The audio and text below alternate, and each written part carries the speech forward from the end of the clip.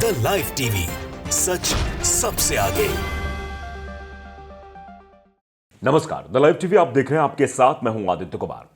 ज्ञानव्यापी मस्जिद में जिस तरीके से पूजा पाठ किया गया, उसके बाद से कई तरह सवाल उठ रहे हैं। सवाल यह है कि क्या बाबरी मस्जिद की तरह यहां भी वही सब चीजें की जानी है? उसकी शुरुआत है, देखिए आप तस्वीर देख सकते हैं, पूजा पाठ अंदर की गई है और उसके बाद अब यहां पर जो है ताला खुला है, क्योंकि कहा जाता है कि हिंदू प्रेन Gyanvapi cellar 30 years after Mulayam Singh Yadav seal, यानी मुलायम सिंह यादव ने 30 साल पहले इसको सील करा दिया गया था, वो खोला गया, बैरिकेटिंग हटाई गई है, वहां पूजा पाठ हुई है। तो क्या बाबरी मस्जिद की तरह यहां भी एक विवाद उत्पन्न करने की कोशिश की जा रही है?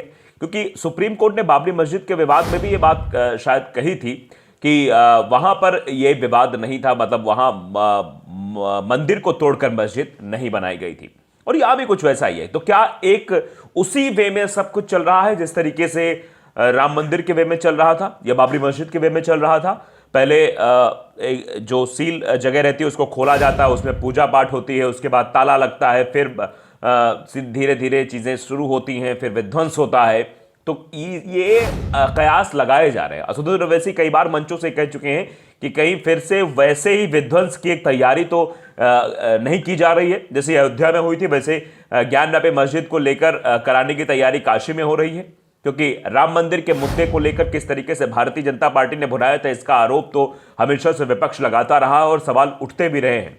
कई राजनीतिक विशेषज्ञ भी मानते हैं कि जो राम मंदिर प्राण प्रतिष्ठा का पूरा कार्यक्रम हुआ, रामलला विराजमान हुए, उसको पूरी तरीके से भारतीय जनता पार्टी ने कैप्चर कर लिया था, मोदी मय कर दिया था उसको, पूरा हर जगह मोदी जी ही दिखाई दे रहे थे और भारतीय जनता पार्टी के नेता प्रचार कर रहे थे। यानी पूरा चुनाव कहा जा सकता है कि वो राम मंदिर पर लड़ने की पूरी तैयारी भारतीय जनता पार्टी ने कर ली है। अब दरअसल जो स्थितियां यहां बनती दिखाई दे रही हैं, वो शायद इसी ओर इशारा कर रही है कि ज्ञानव्यापी में भी कुछ ऐसा ही किया जाए, कुछ ऐसे ही चीजें उत्पन्न की जाए जिससे देश में विध्वंस उत्पन्न हो, और फिर वैसे ही करके कुछ ऐसी रैली की जाए जिसका प्रभाव, जिसका इंपैक्ट भारतीय जनता पार्टी की ताकत को मजबूत करे। दरअसल जब पुराने आप राजनीतिज्ञों से बातचीत करेंगे तो जब रथ यात्रा शुरू की गई थी राम मंदिर को लेकर, तभी से भारतीय जनता पार्टी को मजबूती मिली थी। ये ऐसा कहा जाता है कि भारतीय जनता पार्टी जब लाल कृष्ण आडवाणी ने वो यात्रा शुरू की, उसके बाद से मजबूती मिली। तो क्या इस मजबूती को बरकरार रखने के लिए ये सब कुछ किया जा रहा है? क्या अभी ये शुरुआत में जो तस्वीर आपको दिखाई दे रही है, तस्वीर अभी और विकराल रूप लेती चली जाएगी? अभी तो सिर्फ पूजा की इजाजत मिली है, फिर उसके बाद अभी विवाद भी उत्पन्न होगा, या फिर से उसी बाबरी मस्जिद की तरह जैसे उसके विवादित ढांचे को ढाया गया था, क्या वैसा कुछ यहाँ भी होगा? क्या यहाँ भी ढाया जाएगा, यहाँ भी चीज़ें वैसे ही की जाएंगी? ये लोगों के मन में डर बना हुआ है, भय व्याप्त है कि क्या कुछ होने वाला है ज्ञानव्यापी में। क्योंकि राजनेता भी लगातार ट्वीट करते हैं, काशी और अयोध्या के बाद अब मथुरा की बारी, यानी मथुरा में भी क्या ऐसा कुछ होगा? फिलहाल मथुरा में तो बड़ी कामयाबी हासिल हुई है मुस्लिम पक्ष को, लेकिन यहाँ पर चीज़ें जो है वो मतलब हटती हुई दिखाई दे रही है। अब ये समझना भी जरूरी है, ये जानना भी जरूरी है कि ज्ञानव्यापी और बाबरी मस्जिद में तुलना करना कितना सही है, कितना गलत, ये जरा समझ लेते हैं। दरअसल ज्ञानव्यापी मस्जिद का मामला वाराणसी की निचली अदालत और सुप्रीम कोर्ट में चल रहा है। इस बीच AIMIM नेता असदुद्दीन ओवैसी का भी कहना है कि ज्ञानव्यापी मस्जिद का जो सर्वे गैर कानूनी, से बिल्कुल वही रूप दिया जा रहा जैसा अयोध्या बाबरी मस्जिद के साथ किया गया था। इस बारे में उन्होंने अपने 2 ट्वीट भी किए थे। ट्वीट के साथ उन्होंने 2019 के अपने बयान का क्लिप भी लगाया है। उन्होंने अयोध्या पर सुप्रीम कोर्ट के फैसले के बाद जो बयान दिया था, अपने बयान में ओवैसी ने तब यह संदेश दिया था कि अयोध्या पर सुप्रीम कोर्ट के फैसले का असर ज्ञानव्यापी और देश के अन्य मस्जिदों पर भी पड़ेगा। ये उस वक्त उन्होंने कहा था और वो धीरे धीरे करके दिखाई भी दे रहा है, ज्ञानव्यापी और मस्जिदों पर रहा है। ओवैसी ने अपने बयान के जरिए लोगों से अपनी याददाश्त ताज़ा करने की गुजारिश की है कि वो अपनी याददाश्त ताज़ा करें। भारत में मुखर मुस्लिमों की आवाज़ों में से एक असदुद्दीन ओवैसी की आवाज़ है। वो लोकसभा के सांसद भी और इस लिहाज से वो संवैधानिक पद पर हैं।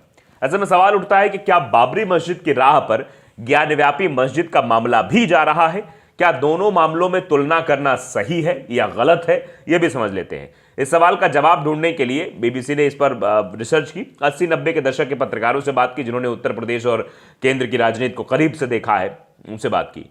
अयोध्या विवाद पर एक पत्रकार की डायरी लिखने वाले अरविंद कुमार उनमें से एक है। उनसे बातचीत जब हुई तो उन्होंने बताया कि बाबरी मस्जिद प्रकरण और ज्ञानव्यापी मस्जिद मामला दोनों में कुछ समानताएं तो नजर आती हैं। उन्होंने सीधे कहा है कि हाँ, कुछ समानताएं दोनों में नजर आती हैं, लेकिन कुछ मामलों में फर्क भी है।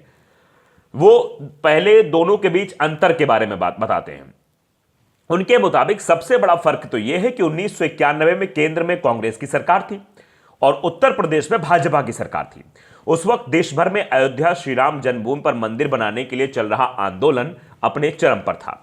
पूरे देश में और खास तौर पर उत्तर प्रदेश में सांप्रदायिक तनाव उबाल पर था।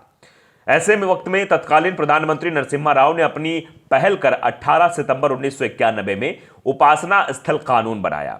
18 सितंबर 1991 में उपासना स्थल वही प्लेस ऑफ वर्शिप एक्ट यानी पूजा करने की जगह, ताकि अयोध्या विवाद का साया दूसरे धार्मिक स्थलों पर ना पड़े। इसे अयोध्या को बाहर रखा गया था, लेकिन अन्य स्थलों के लिए यह बिल्कुल सीमित कर दिया गया था।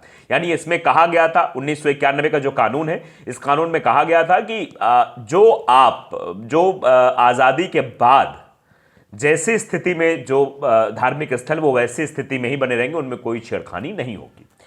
लेकिन आज केंद्र और राज्य दोनों जगह भाजपा की सरकार है। साल 1991 में बने उपासना स्थल कानून की वैधता पर सवाल खड़े हुए हैं।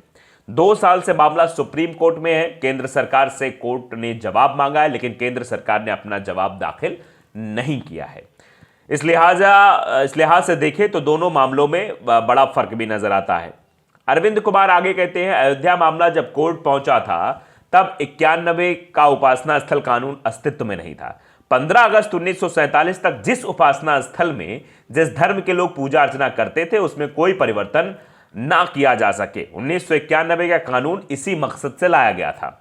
इस लिहाज से देखें तो ज्ञानव्यापी मामले में यह कानून एक ढाल की तरह अब तक काम करता आया है, जबकि 1991 उपासना स्थल कानून में अयोध्या विवाद को इससे अलग रखा गया, क्योंकि यह मामला आजादी से पहले अदालत में लंबित था। 1991 में कानून बनने के बाद से ज्ञानव्यापी मामला कोर्ट पहुंचा था। एक बार पहले भी मस्जिद के सर्वेक्षण की इजाजत दी गई थी, लेकिन इसी कानून की वजह से उस पर रोक लगी। इस तरह से अयोध्या विवाद और ज्ञानव्यापी की तुलना करना सही नहीं है, लेकिन जो स्थितियां अपनाई जा रही हैं वो उस ओर इशारा कर रही हैं। तीसरे बड़े अंतर का जिक्र करते हुए उन्होंने कहा कि काशी में जहां ज्ञानव्यापी मस्जिद है, उसी सटा विश्वनाथ मंदिर भी है, जबकि बाबरी मस्जिद में 1949 में मूर्तियां ले जाकर रखी गई थी। इस घटना के गवाह कई लोग हैं। ये बताते हैं कि यहां तो अलग है कि सटा ही बिल्कुल है ज्ञानव्यापी और काशी विश्वनाथ का मंदिर, लेकिन वहां पर 1949 में जाके मूर्तियां रखी गई थी। बाबरी मस्जिद में दिसंबर 1949 में जब मूर्तियों की स्थापना की गई थी। कई जानकारों की राय है कि कोर्ट से जो मामला सुलझाने की कोशिश पहले चल रही थी, इस तरह मूर्ति स्थापना की वजह से पूरा मामला विवादित ढांचे में तब्दील हो गया और मंदिर बनाने का एक संकल्प उस दिन जो साधु संत समाज ने लिया, उसकी पूर्ति के लिए आगे रास्ते बनते गए। साल 1949 में भारत के आजाद होने और संविधान लागू होने के बीच का वक्त था। केंद्र सत्ता में थे पहले प्रधानमंत्री जवाहरलाल नेहरू, उत्तर प्रदेश के मुख्यमंत्री थे गोविंद वल्लभ पंत। इसी साल कांग्रेस और समाजवादियों में टूट की वजह से अयोध्या में उपचुनाव हुए, जिसमें हिंदू समाज के बड़े संत बाबा राघव दास को जीत मिली। उनके विधायक बनते ही हिंदू समाज के हौसले भी उस वक्त बुलंद हो गए। बाबरी मस्जिद का मामला इससे पहले तक कानूनी लड़ाई से लड़ा जा रहा था। इस वक्त इस मामले का राजनीतिकरण शुरू नहीं हुआ था। बाबा राघवदास ने जुलाई 1949 में उत्तर प्रदेश की सरकार को पत्र लिखकर मंदिर निर्माण की अनुमति मांगी। उत्तर प्रदेश सरकार के उप सचिव केहर सिंह ने 20 जुलाई 1949 को फैजाबाद डिप्टी कमिश्नर के नायर से जल्द रिपोर्ट मांगते हुए पूछा कि वो जमीन नजूल की है या नगर पालिका की है। सिटी मजिस्ट्रेट ने सिफारिश की कि ये नजूल की जमीन है और मंदिर निर्माण की अनुमति देने में कोई रुकावट नहीं है। 22-23 दिसंबर 1949 की रात अभय रामदास और उनके साथियों ने दीवार फांदकर राम, जानकी और लक्ष्मण की मूर्तियां मस्जिद के अंदर रख दी और यह प्रचार किया कि भगवान राम ने वहां प्रकट होकर अपने जन्म स्थान पर वापस कब्जा प्राप्त कर लिया है। तो आप समझते हैं किस तरीके से बाबरी मस्जिद में विवाद करने की कोशिश की गई थी, वहां जाकर मूर्तियां रखी गई थी।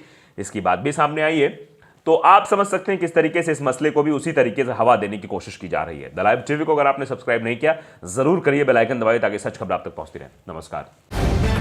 द लाइव टीवी, सच सबसे आगे।